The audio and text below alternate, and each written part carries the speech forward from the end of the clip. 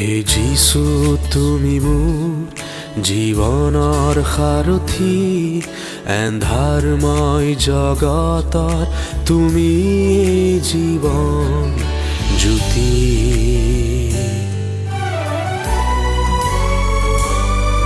হে যিশু তোমাতে মোৰ অনন্ত জীৱন, পাপাত্মাৰ পৰা উদ্ধাৰ কৰি দিলা পৰিত্ৰাণ। মহান ত্ৰাণকৰ্তা প্ৰভু যীশু খ্ৰীষ্টৰ নামত আপোনাক অভিনন্দন। পবিত্ৰ বাইবেলৰ যোহানে লিখা শুভবাৰ্তা 20 অধ্যায় 29 পদত প্ৰভু যীশুৱে এইদৰে কয়, মোক দেখাৰ নিমিত্তেহে তুমি বিশ্বাস কৰিছা, যিবিলাকে নেদেখিও বিশ্বাস কৰে তেওঁলোকেই ধন্য। ভয়াতুৰ আৰু ব্যাকুল শিষ্যবিলাকক সান্তনা দিবলৈ প্ৰভু যীশু যেতিয়া আহিছিল, তেতিয়া থোমা শিষ্যবিলাকৰ লগত নাছিল।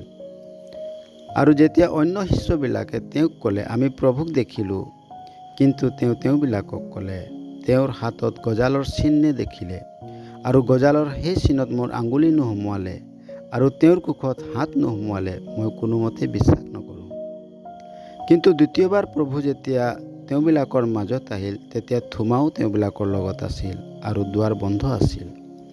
তেতিয়া প্ৰভু যীশুৱে তেওঁবিলাকৰ মাজত থিয় হৈ ক'লে, তোমালোকৰ শান্তি হওক।